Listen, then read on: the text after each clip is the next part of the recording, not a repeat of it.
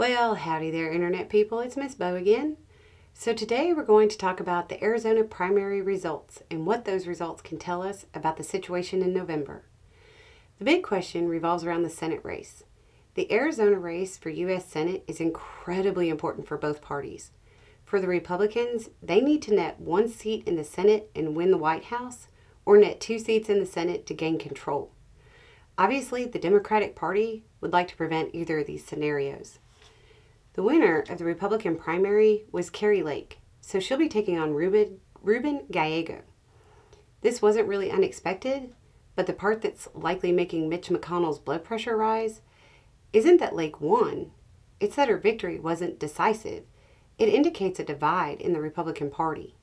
From angering McCain Republicans to her claims about the elections, Lake has been a divisive figure in the Republican politics, to put it mildly. For Republicans to pull off a win in Arizona, it would require a level of unity that seems an unlikely dream at this point. Meanwhile, the Democratic Party is very much lining up behind Gallego, who also seems to be pulling a large amount of support from independents.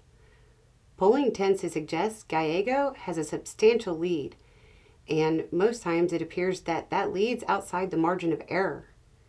Other key takeaways from the primary shows that Arizona GOPs aren't quite done flirting with election denial. A number of candidates who have made weird claims about recent elections advanced through the primaries. A lot of political commentators felt that rank and file had already had their fill of these candidates. But it appears that even though many Republicans are rejecting the election claims, they decided it wasn't a deal breaker for them. In perhaps more entertaining news, Trump finally did something we probably all knew was coming on some level. Trump endorsed both leading candidates in the primary race for the 8th District. Trump's endorsement power has been called into question in recent primaries. Endorsing rival candidates gave Trump an opportunity to boost that perceived power of his endorsement, because no matter who won, they could say that he endorsed the candidate.